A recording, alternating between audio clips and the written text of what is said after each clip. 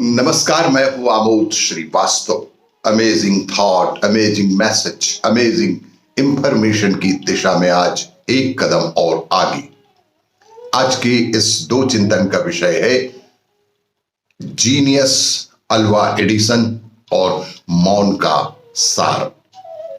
आपको ये मेरा वीडियो अच्छा लगे तो लाइक करें, शेयर करें और लाल बटन दबाकर सब्सक्राइब अवश्य करें। साथ ही बेल आइकन दबाना बिल्कुल ना भूलें।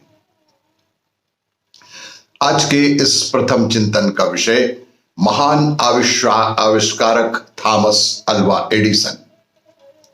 महान आविष्कारक थॉमस अल्वा एडिसन एक दिन वे स्कूल से लौटकर घर आए और अपनी शिक्षिका का दिया एक कागज मां को थमा दिया। उसे पढ़कर मां की आंखें नम हो गई।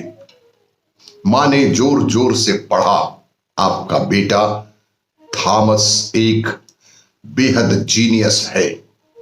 यह स्कूल उसके लिए बहुत छोटा है और यहां पर्याप्त शिक्षक नहीं है जो उसे अच्छी तरह से पढ़ा सके, इसलिए आप उसे स्वयं ही पढ़ाएं। इसके बाद थॉमस की मां घर पर ही पूरी तन्मयता और लगन से अल्वा एडिसन को पढ़ाने लगी।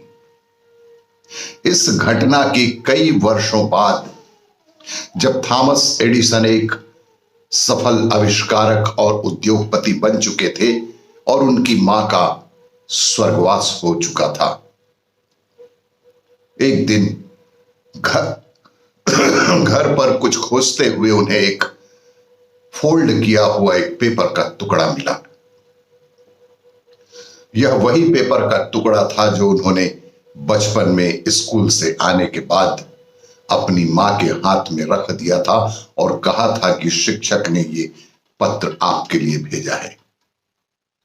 जब अल्वा एडिसन ने वह पढ़ा तो पाया कि उस पर लिखा है, आपका बेटा मानसिक रूप से कमजोर है, हम उसे इस स्कूल में और नहीं पढ़ा सकते। उस क्षण थॉमस एडिसन को समझ आया कि उनकी मां ने कई वर्षों पहले उनके लिए क्या कर दिया था। उस दिन स्कूल से घर आने के बाद वह नोट वैसा का वैसा ही पढ़कर यदि उनकी मां उनका हौसला तोड़ देती तो शायद थॉमस एडिसन इतने महान आविष्कारक कभी नहीं बन पाते। लेकिन उन्होंने अपने सकारात्मक शब्दों के जादू से एक मानसिक रूप से कमजोर बच्चे को जीनियस अल्वा एडिसन ही बना डाला। आज के इस दूसरे चिंतन का विषय कुछ समय मौन रहकर हालात को समझें और समस्याओं का समाधान स्वयं ही हो जाएगा। गौतम बुद्ध के प्रवचन सुनने शिष्यों के साथ ही अन्य लोग भी पहुंचा करते थे। एक दिन जब बुद्ध प्रवचन दे रहे थे तभी एक व्यक्ति पहुंचा और वह बोला कि तथागत, मैं आपसे बहुत सारे प्रश्न पूछना चाहता हूं। मेरी जिज्ञासा है कि और मेरे प्रश्नों का आप उत्तर दीजिए। मेरा मन बहुत अशांत है, कृपया मेरे प्रश्नों के उत्तर दें ताकि मेरा मन शांत हो सके। बुद्ध ने गंभीरता से कहा कि मैं तुम्हारे सारे प्रश्नों के उत्तर अवश्य ही दूंगा, लेकिन एक शर्त है। वह शर्त यह है कि तुम्हें 1 साल तक मौन धारण करना होगा। 1 साल के बाद तुम जो भी पूछोगे, जो भी तुम्हारे प्रश्न होंगे, जो भी तुम्हारी जिज्ञासाएं होंगी, मैं उसका उत्तर अवश्य ही दूंगा। उस व्यक्ति ने कहा कि 1 साल बाद आप मेरे प्रश्नों के अवश्य ही उत्तर दे देंगे ना?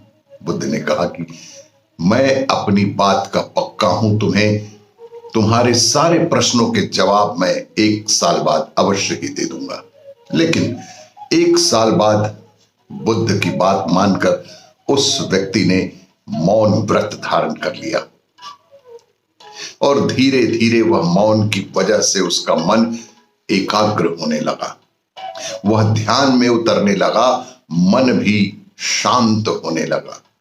उसके सभी प्रश्न भी धीरे धीरे खत्म होने लगे। आत्मज्ञान, आत्मबोध उसे होने लगा।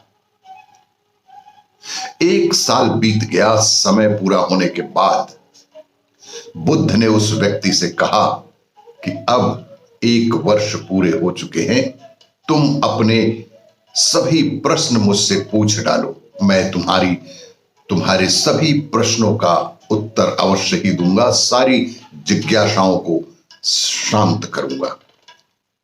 यह बात सुनकर वह व्यक्ति हंसा और कहा, 1 साल पहले मेरे मन में कई प्रश्न थे, लेकिन अब सारे प्रश्न शांत हो गए हैं। अब मेरे पास आपसे पूछने के लिए कोई प्रश्न, कोई जिज्ञासा ही नहीं है। बुद्ध ने उस व्यक्ति से कहा कि जब तक हमारा मन शांत नहीं है, मन में ढेरों प्रश्न उठते रहते हैं, उसकी परेशानियां भी बनी रहती है, लेकिन मौन ही एकमात्र ऐसा कार्य है हमारे जीवन में कि मौन के रहते हम सभी समस्याओं का समाधान अंतर मन से प्राप्त कर सकते हैं। आपको ये मेरा वीडियो अच्छा लगे तो लाइक करें, शेयर करें और सब्सक्राइब अवश्य करें। धन्यवाद।